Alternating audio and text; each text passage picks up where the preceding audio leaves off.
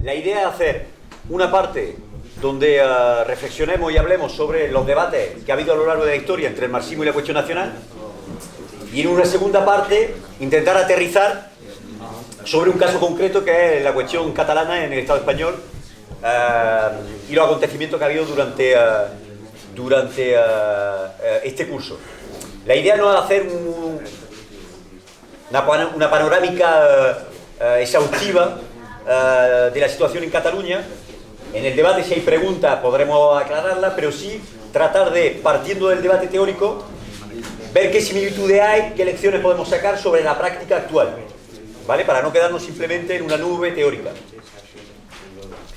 Antes de empezar, algunas lecturas que recomendaría sobre este tema.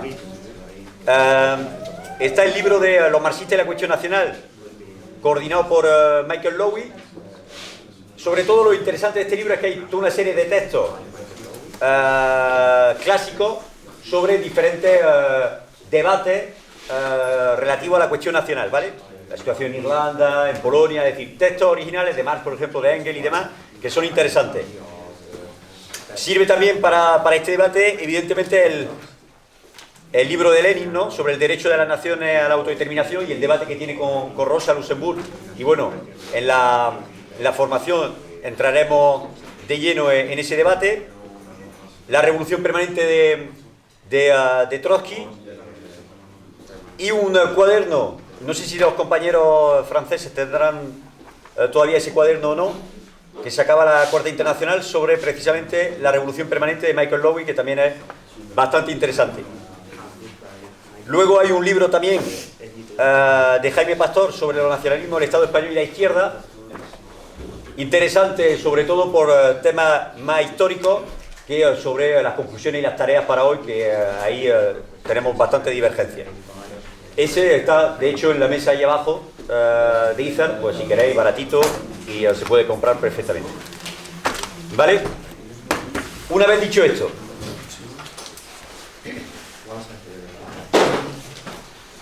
el tema de la cuestión nacional ha sido un debate a lo largo de la historia controvertido dentro de lo que es el marxismo.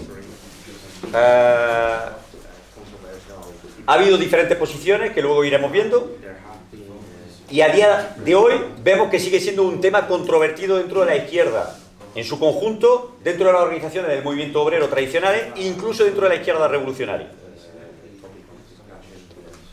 Eso hace que, aunque nosotros como marxistas revolucionarios no seamos nacionalistas, porque nuestro objetivo estratégico no es una nación independiente, sino que nuestro objetivo estratégico sigue siendo, evidentemente, una sociedad sin clase, el socialismo,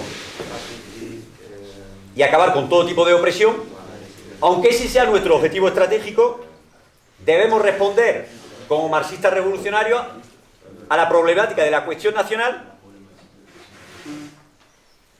e insertarlo dentro de lo que es un programa para hacer la revolución, porque, que nos guste o no, el tema de la cuestión nacional afecta a la clase obrera. Yo creo que ese es el punto de partida que hay que tener claro. Es decir, nos guste más o menos, y pensar que hay que dar una respuesta como revolucionaria a la cuestión nacional no significa que sea fácil. Es contradictorio. Es ir a contracorriente incluso, sobre todo dentro de lo que es la nación opresora. Pero al afectar a la clase obrera hay que dar una respuesta y ligarlo evidentemente dentro de todo lo que tú quieras. Hay que ligarlo a un programa más amplio para hacer la revolución. Cuando digo que afecta a la clase obrera, es evidente, precisamente aterrizando concretamente, por ejemplo, en la situación en Cataluña, afecta a la clase obrera en Cataluña, lo vemos, a día de hoy, estén o no a favor de la cuestión de la independencia, lo que está claro es que a favor del derecho a decidir hay un 80% a día de hoy en Cataluña.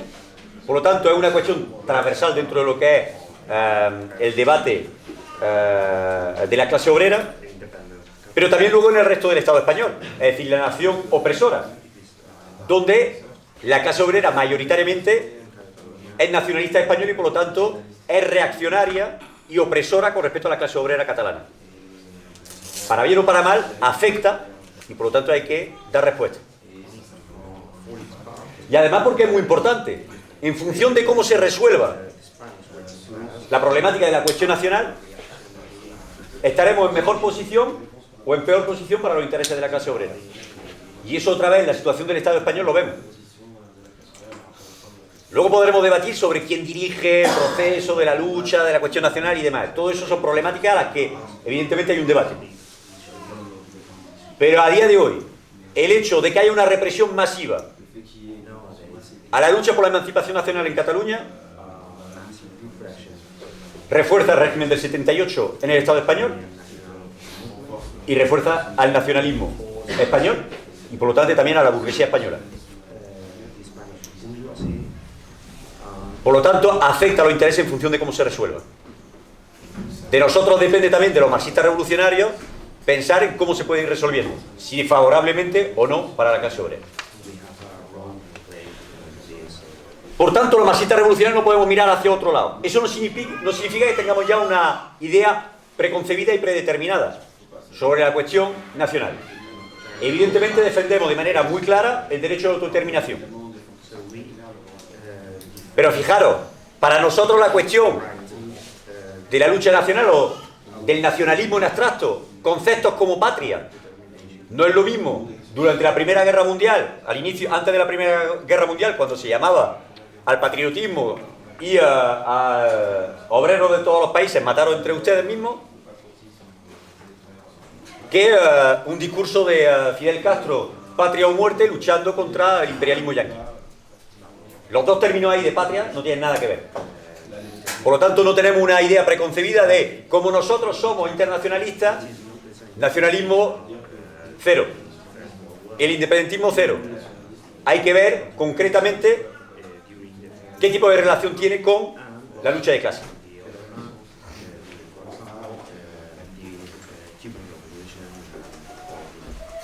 Por tanto, cuando digo la relación con la lucha de clases, es si concretamente, partiendo de una lucha democrática, como es la lucha sobre la cuestión nacional, partiendo de esa lucha democrática, podemos reforzar precisamente la lucha por la emancipación social. Y ese es el debate nuestro.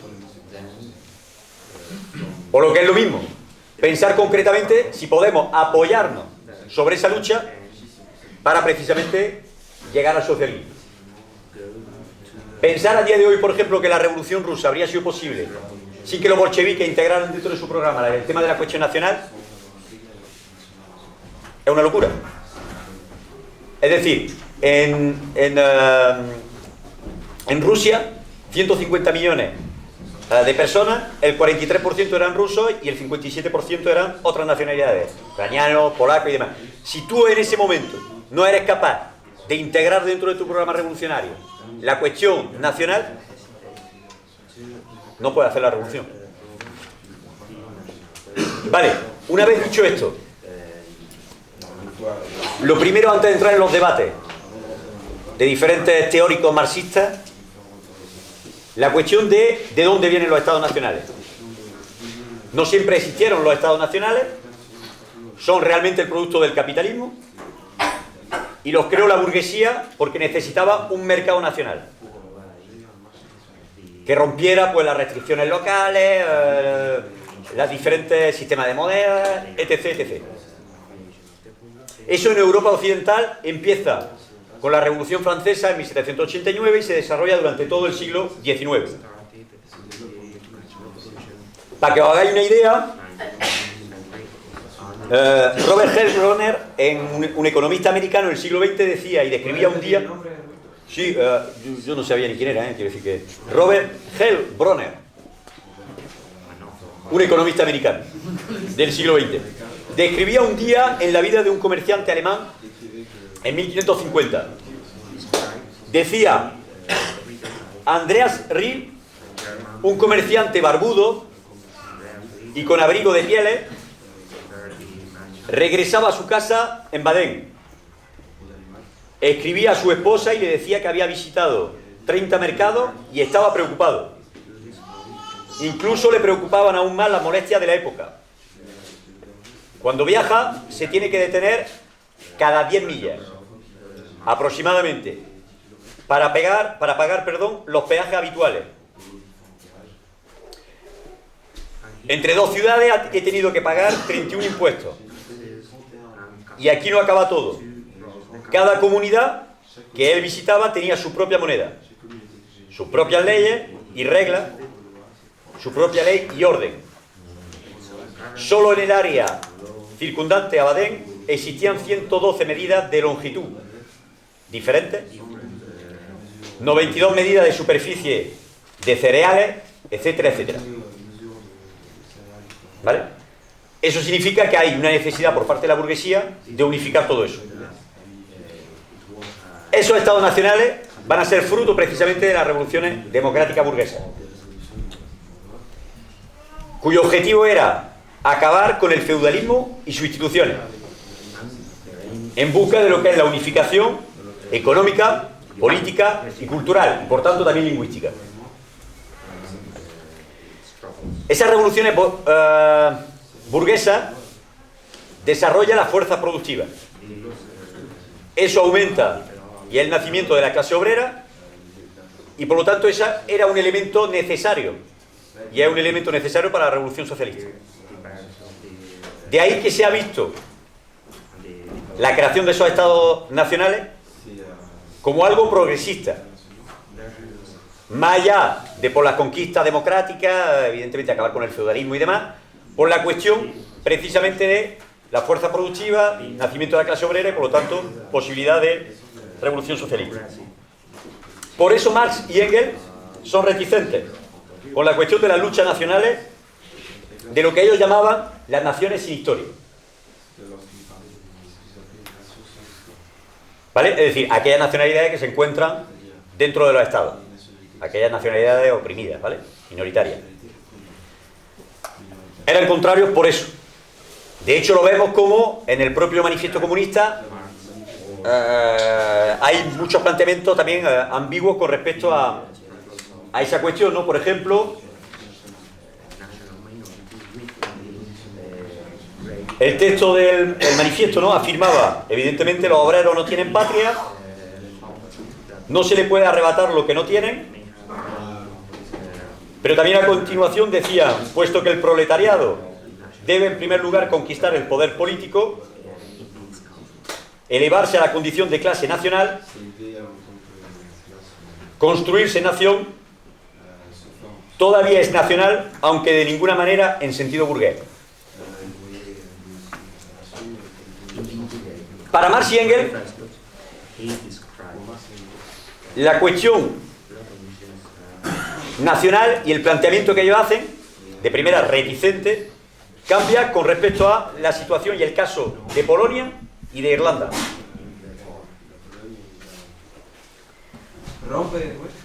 Cambia la su posición. Es decir, empiezan a integrar el tema de la cuestión nacional, no se oponen ya. Por esos dos casos concretos, Polonia e Irlanda. ¿Puedes repetir? Sí que, la idea. Sí, la idea es decir que a partir del momento en que ellos tenían la concepción de que la creación de los estados nacionales era positivo porque lo que permitía precisamente era aumentar la fuerza productiva, el tema de la clase obrera y por lo tanto la revolución socialista, sin embargo, y entonces se oponían precisamente a la cuestión nacional, las naciones sin estado, lo que te plantea es que cuando el caso de Polonia y de Irlanda, ahí varían, y ahora explicaré el porqué.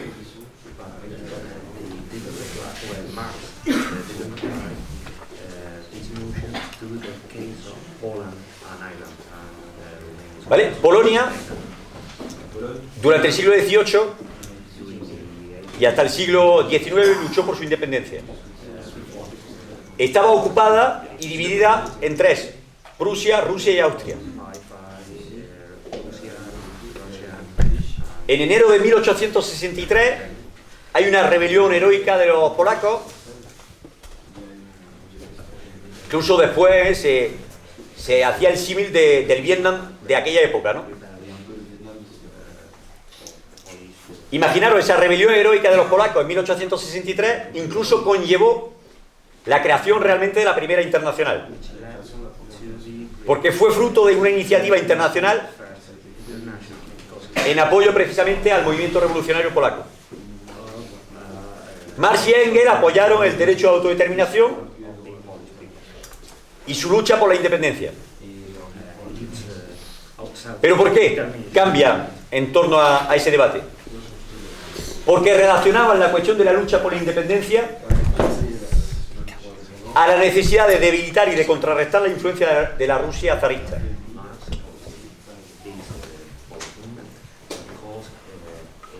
De hecho, si os fijáis, el propio título de esa resolución en apoyo al movimiento polaco y esa iniciativa internacional que luego desemboca en la creación de la primera internacional, el propio título de esa resolución lo dice todo.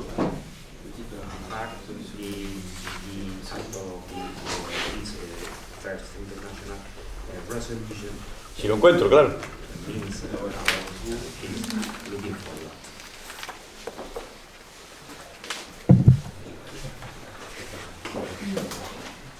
Aquí lo tengo. El título de esa resolución es sobre la necesidad de disminuir la influencia rusa en Europa por la aplicación del derecho de los pueblos a disponer de sí mismos y sobre la reconstrucción de una Polonia con bases democráticas y sociales. Si os fijáis, el primer elemento de esa resolución es la cuestión de debilitar a la Rusia zarista. ¿Vale? El segundo caso, la cuestión de Irlanda. Segunda mitad del siglo XIX. Inglaterra en ese momento es el país capitalista más desarrollado, con la clase obrera más desarrollada y donde se piensa que hay una mayor posibilidad de una revolución socialista. En ese caso también, y por eso es importante, Marx y Engels apoyan al movimiento por la emancipación nacional de Irlanda por varios motivos. Primero, para debilitar al poder en Inglaterra. Vean que parte de la riqueza de Inglaterra era precisamente por el expolio a Irlanda. ¿Vale? Los terratenientes ingleses estaban forrados por el dominio de Irlanda. Y una forma de debilitarlo precisamente era mediante la independencia de Irlanda. Es una de las primeras razones. Pero otra de las razones es porque veían que existía una situación que había que frenar, que era una situación de división de la clase obrera entre Irlanda e Inglaterra. Un odio y un racismo latente de la clase obrera inglesa hacia la clase obrera irlandesa, contaminados por los medios, los poderes, etc. Os voy a citar lo que escribía precisamente Marx en 1860, describiendo esa situación de odio, de racismo que existía. Cada centro industrial, decía Marx, y comercial en Inglaterra posee ahora una clase trabajadora dividida en dos campos hostiles: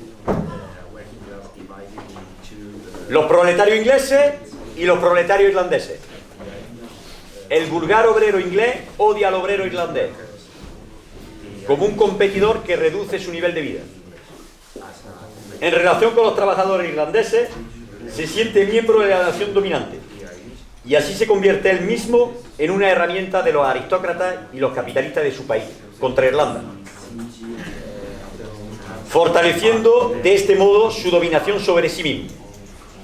Abriga prejuicios religiosos, sociales y nacionales contra el trabajador irlandés. Su actitud hacia él es similar a la de los pobres blancos respecto a los negros en los antiguos estados esclavistas de Estados Unidos. El irlandés le paga con intereses en la misma moneda. Ve en el trabajador inglés el cómplice. Bueno, ve en el trabajador inglés el cómplice y la estúpida marioneta del gobierno inglés. Hay más cosas, pero bueno, entendemos un poco la idea, ¿no? Para la traducción, para que sea más fácil. Marx y Engels dicen que hay que luchar contra eso, porque plantean un elemento que es central, que es que es imposible la emancipación de la clase obrera inglesa si esa propia clase obrera oprime a otra clase obrera, en este caso la irlandesa. Y por lo tanto es imposible si no se rompe eso, pretender a ningún tipo de revolución socialista. Ese elemento precisamente de unificar a la clase obrera mediante por la defensa de sus intereses, y mediante la lucha por el derecho a autodeterminación, también lo veremos más adelante con las aportaciones de Lenin. Por lo tanto, primer elemento importante, Marx y Engels empiezan a dar respuestas sobre la cuestión nacional, enmarcándolo siempre en la visión de la revolución socialista, partiendo de ahí, para debilitar a Rusia, para frenar el odio y el racismo y por lo tanto la división de la clase obrera, que refuerza al final a la diferente burguesía nacional, y por lo tanto para unificarla en pos de la revolución socialista. ¿Vale? Debate entre Lenin y Rosa Luxemburg. Rosa Luxemburg no defiende el derecho de autodeterminación. No estamos hablando ya de la independencia, estamos hablando de un derecho democrático. No lo defiende. El único partido socialdemócrata que no lo defiende antes de la Primera Guerra Mundial es el suyo, el SDKP.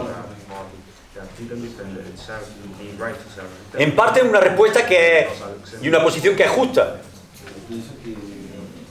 En parte, ¿no? Que es para diferenciarse y oponerse a la orientación del partido del PPS, que era el Partido Socialista Polaco. Un partido nacionalista que se opuso a que trabajadores polacos participaran en huelgas de masa durante la Revolución Rusa de 1905. ¿Puedes repetir la idea? Sí, es decir que ella concretamente y su partido se oponen al derecho de autodeterminación en parte en respuesta a la posición del PPS, que era un partido nacionalista polaco que en 1905 se opone concretamente a que haya huelgas y manifestaciones en apoyo a la Revolución Rusa de 1905. Hay que recordar que Polonia está ocupada por Rusia, ¿de acuerdo? Y por tanto,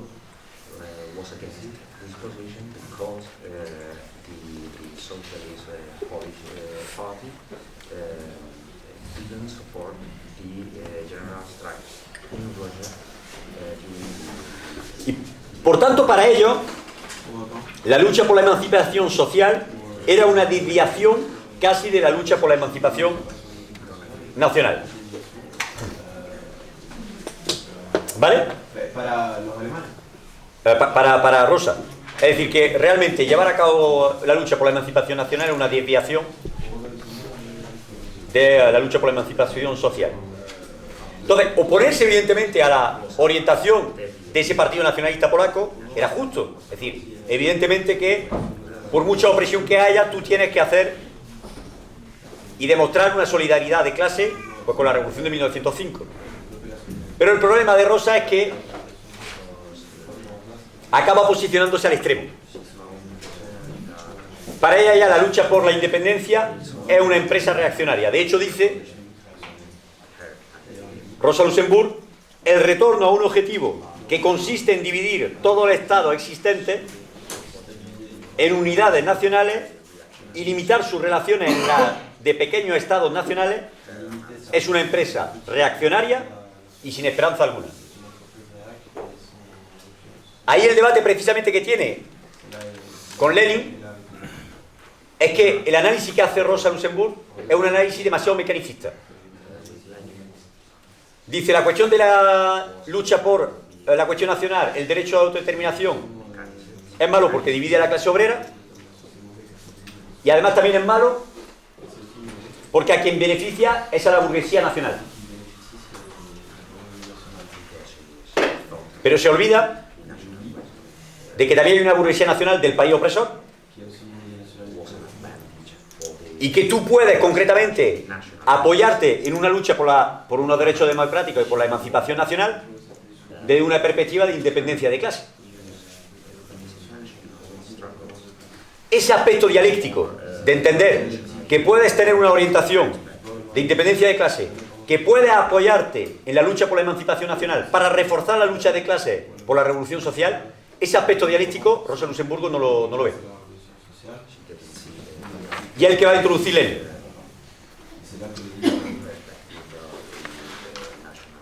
¿Por qué precisamente Lenin defiende el derecho de autodeterminación. Y él lo defiende hasta su última consecuencia. Hasta la, eso siempre me cuesta decirlo, secesión, ¿no? Hasta la secesión. Por varios motivos. El primero, como lucha contra el imperialismo. Levantar a las masas coloniales contra el imperialismo. Hacer que esas masas coloniales sean actores políticos para el debilitamiento de la burguesía internacional. Eso que parece tan evidente, tan el ABC de los revolucionarios,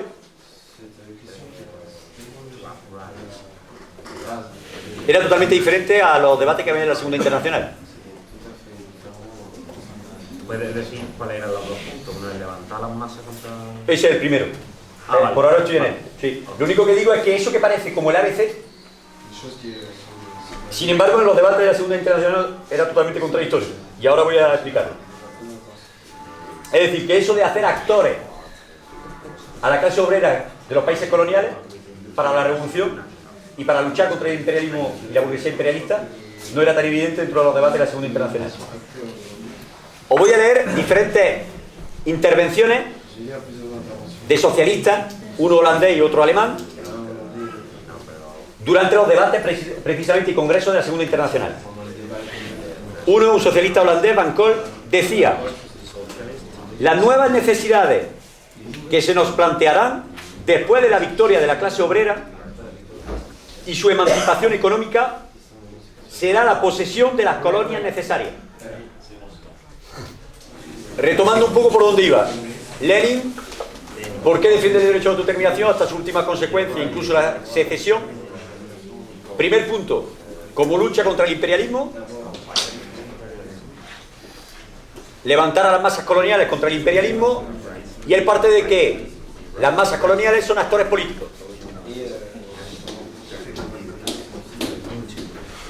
que pueden conllevar al debilitamiento de la burguesía internacional. Por lo tanto, para él, eso es importante.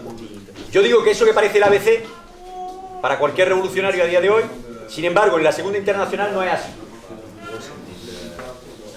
Y entonces estaba reproduciendo dos intervenciones durante el Congreso de la Segunda Internacional de un socialista holandés, se llamaba Van Kool, que decía: las nuevas necesidades que se nos plantearán después de la victoria de la clase obrera y su emancipación económica será la posesión de las colonias necesarias, incluso bajo el futuro sistema socialista de gobierno. Y pregunta al Congreso: ¿debemos abandonar a la mitad del planeta al capricho de los pueblos? Al capricho de los pueblos. Capis. Que aún en su infancia dejan la enorme riqueza del subsuelo desarrollado y las partes más fértiles de nuestro planeta sin cultivar. Es decir, no tienen ni idea de esto, son unos irresponsables, no les podemos dejar. Nosotros nos tenemos que ocupar, que somos los que sabemos. Otra intervención de Bernstein: debemos huir de la noción utópica de abandonar sin más las colonias. La consecuencia última de esta opinión, es decir, de abandonar las colonias, sería devolver a Estados Unidos la India. Las colonias están allí. Debemos adaptarnos a eso. Los socialistas deberían también reconocer la necesidad de que los pueblos civilizados, ojo, actúen como los guardianes de los incivilizados. Civilizar las colonias. Ese es el proyecto socialista, la Segunda Internacional. Acabar con todas las opresiones, etc, etc. Es decir, lo que plantea concretamente Lenin, que nos parece el ABC, en ese momento es rompedor. También entendemos al final, evidentemente, hacia dónde va la Segunda Internacional, la cuestión de los créditos de guerra, Primera Guerra Mundial, etc, etc. Segundo planteamiento importante de Lenin. Lo que planteaba en su día Marx y Engels hablábamos antes de la cuestión de la unificación de la clase obrera. La precondición para la unificación de la clase obrera y para romper con la influencia de cualquier nacionalismo es que la clase obrera oprimida pueda separarse y decidir si quiere fusionarse o no. ¿Vale? Por lo tanto, la única forma en realidad de poder romper con esa división es tener la libertad de poder separarse. Y el otro elemento que planteábamos antes, evidentemente, si tú oprimes como clase obrera a otra clase obrera de una nación oprimida, no puedes emanciparte socialmente. Y el tercer elemento, que me parece muy importante, es la cuestión que comentaba yo antes, el aspecto dialéctico entre la lucha por la emancipación nacional y la lucha por la emancipación social.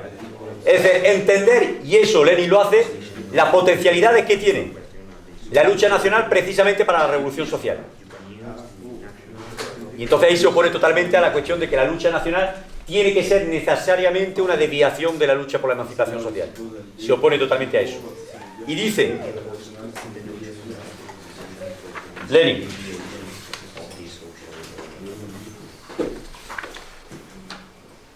en 1917, todos esos debates, y eso es lo interesante, cuando luego los vuelve a leer, el tema de Lenin del derecho a la autodeterminación, todo eso es antes de la Revolución Rusa. Y luego lo lleva a la práctica. Rosa Luxemburgo ahí se queda totalmente, quiero decir, en el debate luego práctico, ¿no? Es evidente que se equivocaba. En 1916 decía Lenin: imaginar que la revolución social es concebible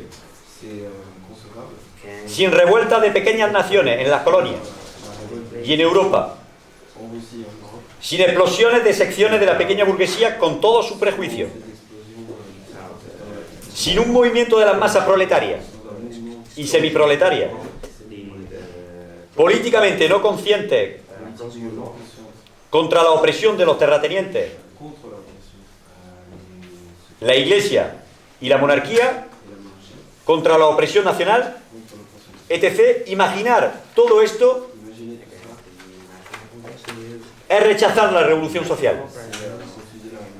Es pensar que un ejército se planta a un lado y dice: estamos por el socialismo, y en el lado contrario otro dice: estamos por el imperialismo. Y eso es una revolución social. Quien espere una revolución social pura no vivirá para verla. Ese elemento dialéctico de apoyarse en esa lucha por la emancipación nacional para llegar a la emancipación social también la desarrolla Trotsky con su teoría precisamente de la revolución permanente.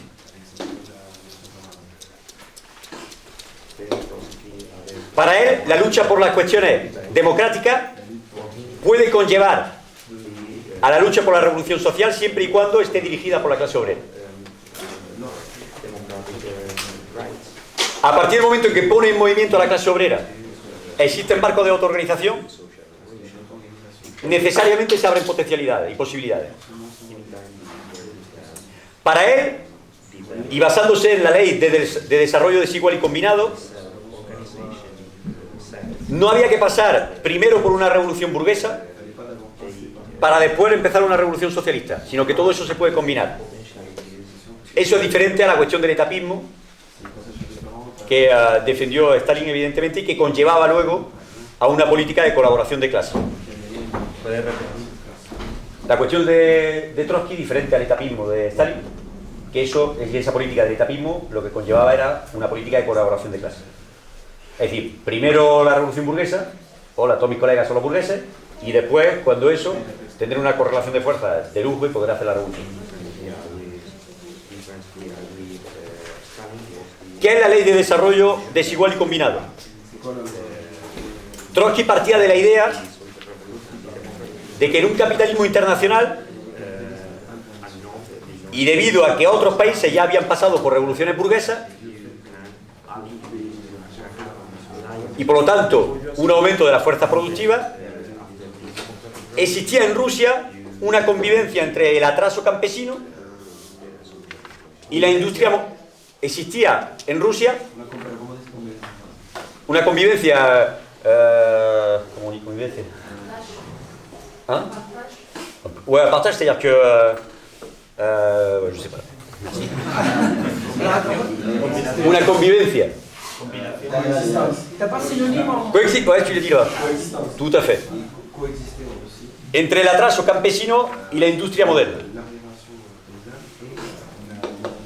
Es decir, que las conquistas materiales e ideológicas se incorporan a los países atrasados producto de la universalidad del capitalismo. Para que os hagáis una idea concreta, algunos datos. La pequeña industria con menos de 100 obreros representaba 35% de los obreros en Estados Unidos, el 17,8% en Rusia. Pero la grande industria, el 17,8% en Estados Unidos y el 41,4% en Rusia. Entonces, Trotsky decía que en los países atrasados como Rusia podían no estar resueltas las demandas democráticas, pero a su vez una clase obrera desarrollada. Fuerte industrialización y evidentemente una situación agraria, el feudalismo y demás. Eso es lo que para él permitía la mezcla entre demanda democrática y demanda para la revolución social. Pero de nuevo él defiende que esa cuestión de apoyarse en una para ir a la otra es posible si la clase obrera dirige evidentemente esa lucha e impone sus métodos de lucha. Y eso, de nuevo, conlleva evidentemente a una independencia de clase. Lenin precisamente ya hablaba de eso. Decía, por cuanto la burguesía de una nación oprimida,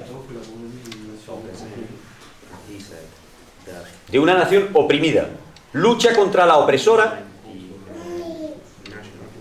nosotros estamos siempre, en todos los casos, y con más decisión que nadie,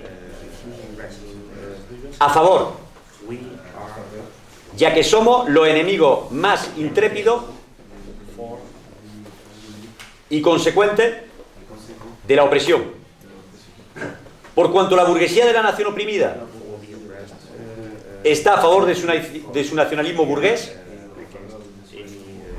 nosotros estamos en contra. Lucha contra los privilegios y violencia de la nación opresora y ninguna tolerancia con el afán de privilegios de la nación oprimida. ¿Puedes repetir la línea última? Sí, lucha contra los privilegios y violencia de la nación opresora y ninguna tolerancia con el afán de privilegios de la nación oprimida. Dime. Reformular la idea, ¿no? De la cita esta, ¿no? Sin problema.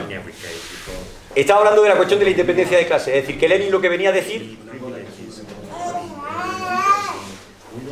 es que para él la cuestión de la burguesía nacional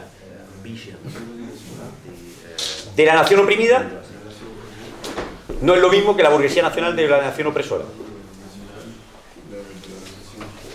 Frente a una opresión de la burguesía nacional, solidaridad total hacia la nación oprimida. Pero evidentemente dentro de esa nación oprimida, independencia de clase total con respecto a esa burguesía nacional oprimida. Y esa es la diferencia también con Rosa Luxemburg. Es decir, tú puedes concretamente luchar por la emancipación nacional, encontrarte necesariamente en la lucha con la burguesía nacional oprimida, pero sin embargo tener una política de independencia de clase, porque tu objetivo es diferente. Tu objetivo es la revolución social y ahí no te encontrarás. Por lo tanto, tienes que tener tus propias herramientas de lucha, tu propia organización y tu propia estrategia. Y esa es la diferencia con la política del etapismo de Stalin y toda la teorización de los años 30. Podríamos hablar de la segunda revolución china, y la alianza de la política de los 4 bloques, clase obrera, campesino, pequeña burguesía, parte de la burguesía, que había que unificar todo eso. Y la alianza con el Partido Nacionalista del Comintern y lo que eso significó. Al final con una represión y se cargaron y se cepillaron a Dios y la madre. En los años 60 en Indonesia, también con una de las matanzas más sangrientas de lo que era el Partido Comunista allí, del PKI, por una alianza precisamente con la burguesía nacional, por la lucha por la emancipación nacional y por no mantener una independencia. Ahí hay toda una serie de citas, podríamos luego, pero donde te plantea claramente que la burguesía nacional son nuestros colegas, que no hay diferencia, que ahora lo que toca es unificarse con la burguesía. Ese es el problema. La lucha por la emancipación nacional no conlleva necesariamente la alianza con la burguesía nacional, por lo menos para los marxistas revolucionarios. Imaginaros, por ejemplo, he dicho en China, en Indonesia, en Cuba, en 1936, Blas Roca, secretario general del PC, decía, 36, decía, todas las capas de nuestra población, del proletariado a la burguesía nacional, fraternalmente y unidas por su interés común de liberar al país, pueden y deben constituir un amplio frente popular contra el opresor extranjero. Y precisamente el representante de la burguesía que eligió en ese momento para la unidad de todo el mundo fue un tal Batista. ¿Vale? Eso a nivel así de elemento más teórico sobre los debates, cuestión nacional y marxismo. Aterrizar sobre ahora la situación en el Estado español, partiendo precisamente de todo eso. Voy a hacer de manera muy breve un esquema, porque me imagino que todo el mundo no ha seguido la cuestión en Cataluña. Digo, para entender algunos elementos. Situación en Cataluña. El 80% de la población defiende el derecho a decidir, es decir, el derecho a autodeterminación. Significa que quieren poder decidir su futuro, no significa que estén por la independencia. El 80% de la población. Eso no lo niega a día de hoy nadie. Partiendo de esa idea, se convoca el 1 de octubre un referéndum. Eso lo habréis visto todo el mundo, una represión brutal para evitar que la gente pueda votar. Luego hablaremos. Pero una autoorganización importante, es decir, no se consiguió detener ni capturar ni una urna en toda Cataluña. Imaginaros si nosotros tenemos que montar un referéndum nada más que aquí. Con nuestra organización que tenemos se pierden 2 o 3 urnas fijos. En toda Cataluña ni una urna. Votaron más de 2 millones de personas, de una población para votar de 5 millones y medio. A raíz de la represión, movilizaciones de masa. Una huelga general el 3 de octubre, como no lo había habido nunca. Ahí explicaremos también con sus contradicciones y sus historias, pero huelga general. Toda esa situación hace tambalear el propio régimen del 78. Es decir, el régimen de la transición del 78 de la Constitución, donde se pasa del franquismo a la supuesta democracia. Hace tambalear porque el simple hecho de plantear una república catalana significa poner en tela de juicio la cuestión de la monarquía en el Estado español. ¿Vale? Eso hace que precisamente el 3 de octubre, el día de esa huelga, 2 días después del referéndum, haya por parte del rey un discurso en la televisión. El anterior discurso del rey, no para celebrar la Nochebuena, sino político, fue cuando el golpe de Estado, a principios de los 80.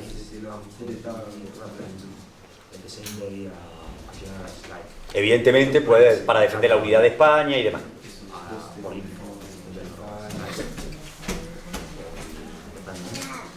Acto seguido, represión fuerte por parte del Estado, encarcelar a políticos, reprimir en las manifestaciones. En los marcos de autoorganización que existen, a activistas decir que son terroristas. En toda esa situación, el 27 de octubre se declara en el Parlamento de Cataluña la independencia. El 31 de octubre es suspendida por el Tribunal Constitucional. El mismo 27 de octubre, cuando se declara, en el Senado español se aprueba el artículo 155. El artículo 155, para que todo el mundo lo tenga claro, lo que significa es: el Estado español son diferentes autonomías, regiones, que pueden llevar a cabo sus propias cuentas, por ejemplo, para temas de sanidad, de educación, etcétera. Su propia policía. El artículo 155 lo que le viene a decir es que el Estado puede intervenir esa autonomía. Disuelve el Parlamento, se hace con las cuentas, puede controlar la policía, la televisión pública, etcétera. Frente a esa situación, de nuevo una huelga el 8 de noviembre. Una lucha contra el artículo 155. Y una nueva elección el 21 de diciembre, porque el Parlamento, al disolverse, tenía que haber unas nuevas elecciones para volver a tener un nuevo gobierno.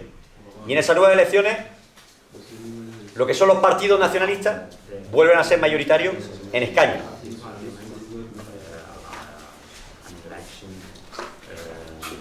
La situación, después con el cambio de gobierno del Partido Popular al PSOE a nivel del Estado español,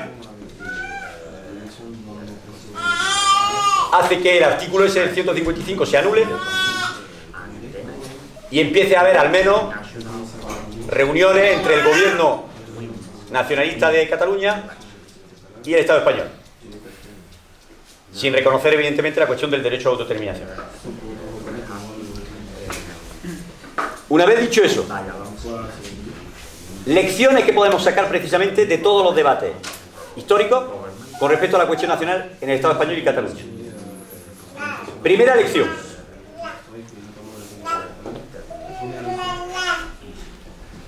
la defensa del derecho a autodeterminación, incluso la independencia, en un momento dado, la lucha por la independencia, conlleva, y ha conllevado en Cataluña, poner en movimiento a parte de la clase obrera.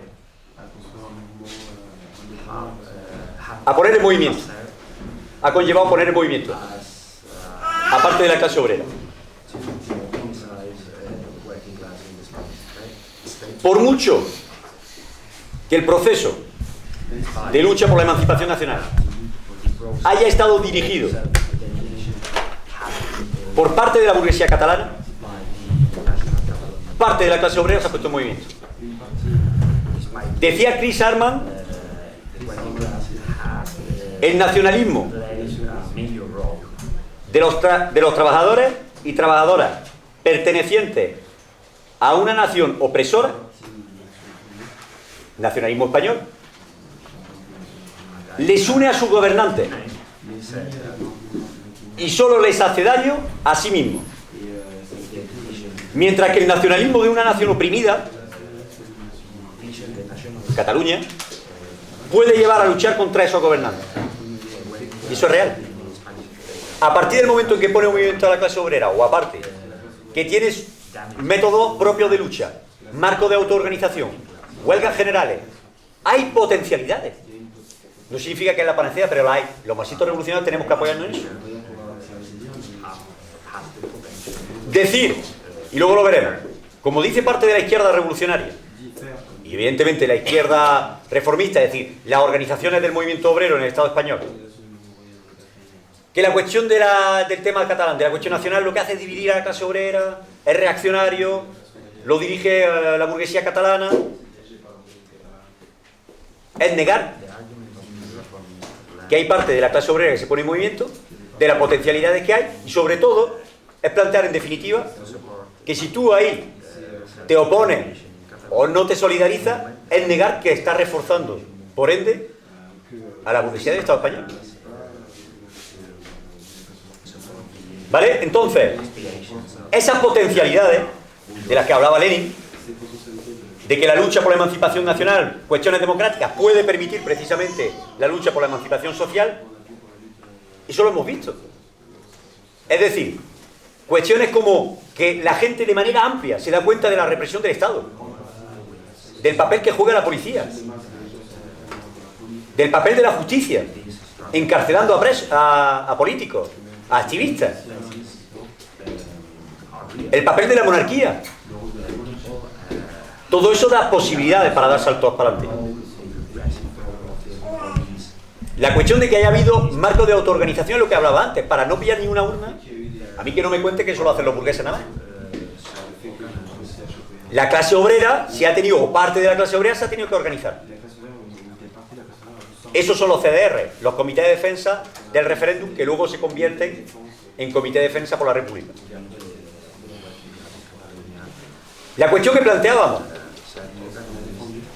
la cuestión que planteábamos antes, que planteaba yo antes en el debate, sobre la posibilidad precisamente de dar saltos que vayan en el sentido de agudizar la lucha de clase. La mejor forma para luchar contra el 155. Ponía sobre la mesa la cuestión de la huelga, del elemento de la huelga general. Cuando concretamente existía la posibilidad, por ejemplo, de que desde el Estado central se controlara la educación en Cataluña. Sindicatos, como usted, por ejemplo, un sindicato mayoritario de la enseñanza allí en Cataluña, decía que se iban a poner en huelga, que no iban a llevar a cabo eso, y planteaban y defendían la desobediencia. La cuestión de la represión. Cuando llegan todos los barcos de la Guardia Civil, las policías, hacia Cataluña, y llegan al puerto, los estibadores que habían estado movilizados, dicen: nosotros no vamos a ocuparnos de ese barco. Eso son posibilidades. La cuestión de, también con el artículo 155, de que controlar desde el Estado central la televisión pública, el TV3, porque no nos gusta lo que dice. No pueden llevarlo a cabo, por mucho que pongan a un director que vaya diciendo lo que hay que decir, si los trabajadores se organizan y dicen que no, que paralizan. Esas cuestiones se plantearon en ese momento. Eso son potencialidades. La cuestión es ver cómo nosotros, concretamente, como revolucionarios, influimos en ellas. Por lo tanto, incluso el elemento de la huelga general como un elemento importante. Entonces, evidentemente, mantener una independencia de clase con respecto a la burguesía, sabiendo que la forma a día de hoy de poder precisamente unificar, y con esto voy terminando, a la clase obrera de Cataluña entre sí, y de la clase obrera catalana con la clase obrera del Estado español, es precisamente, partiendo de la lucha por la emancipación nacional, llegar a cuestiones sociales y a un programa concretamente de urgencia social. Es decir, si concretamente se consiguiera de manera amplia demostrar que la lucha por la República Catalana significa reflexionar sobre qué república queremos, una república en favor de los trabajadores, pero no quedarnos en elementos propagandísticos, sino en elementos que eran entendibles en ese momento. No estamos en las nubes, no somos los romanos. Es decir, cuando se plantea concretamente que van a quitar todas las sedes de los bancos y los van a trasladar al Estado español, se acojona a todo el mundo. Si en ese momento de manera masiva los revolucionarios, las organizaciones tradicionales del movimiento obrero defendieron lo que algunos sindicatos y algunas organizaciones defendieron, que es: tú te quieres ir con tu sede, te vas, los bancos se nacionalizan, se expropian y el dinero se queda en Cataluña. Esos son elementos que no eran marcianos en ese momento. El problema fundamental, y con esto termino, cuando decimos, y es verdad, lo vivimos nosotros, en Granada montamos una manifestación unitaria el 1 de octubre en solidaridad con los derechos democráticos y el derecho a decidir de Cataluña. Sencillamente casi nos matan. Pero, verdaderamente, mucha de la gente que estaba allí, había muchos nazis, pero sí, quiero decir, se palpa cuando tú estás en tu centro de trabajo de que hay un nacionalismo latente español brutal que oprime, que no quiere ni ver ni en pintura el derecho a decidir en catalán.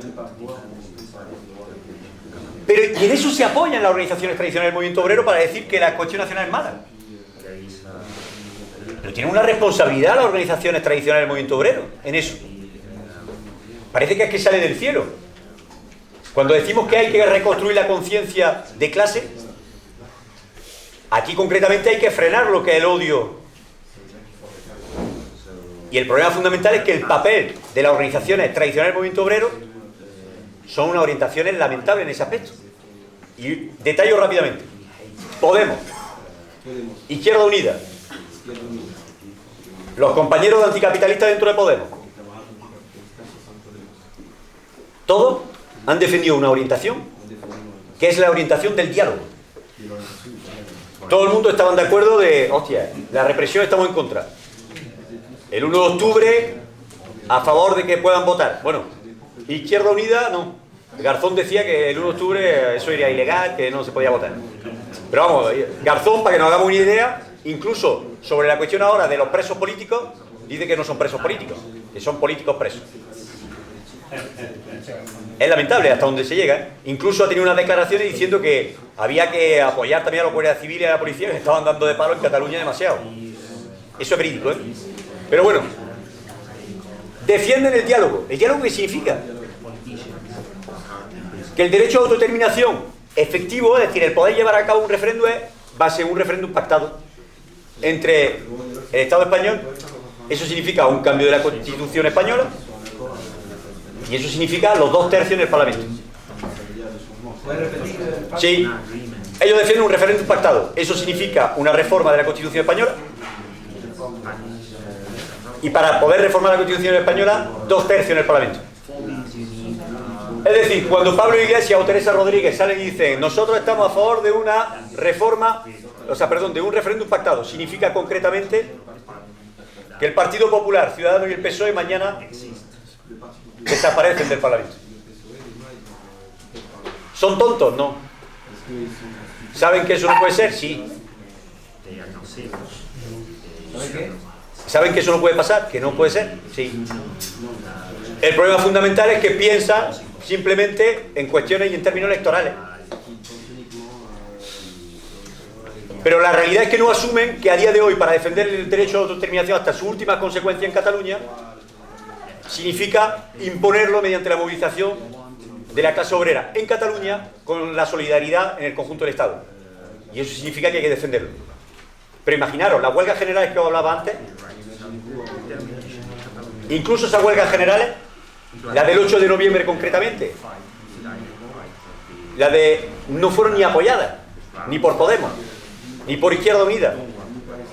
Anticapitalista en su comunicado del 29 de octubre habla del diálogo a punta pala. Habla del diálogo mucho. Habla del diálogo. Hace falta el diálogo. A 9 días o 10 días de la huelga general del 8 de octubre, ni nombra la cuestión de la huelga. Sindicatos mayoritarios, comisiones obreras, pero también minoritarios, como la CGT, no se sumaron a esa huelga general. Algunos diciendo que no había que hacerla y la CGT diciendo dejo que cada afiliado haga lo que quiera. Podemos luego en el debate profundizar sobre eso, pero lo que quiero que quede claro es que la cuestión concretamente de que la clase obrera del Estado español sea tan ofensiva en contra del derecho a decidir en Cataluña es responsabilidad de las organizaciones tradicionales del movimiento obrero, no en los genes. Ya está, por lo tanto, para terminar y la conclusión, la cuestión de la cuestión nacional puede permitir dar salto en la lucha de clase siempre y cuando se lleve a cabo una política de independencia de clase, se ligue la cuestión democrática a la cuestión de la ruptura con el capitalismo y de un programa de urgencia, y a día de hoy toda una serie de reivindicaciones transitorias que siempre hemos defendido se veía que podían conectar muchísimo mejor en Cataluña, porque evidentemente había parte de la clase obrera que estaba movilizándose y que tenía marco de autoorganización.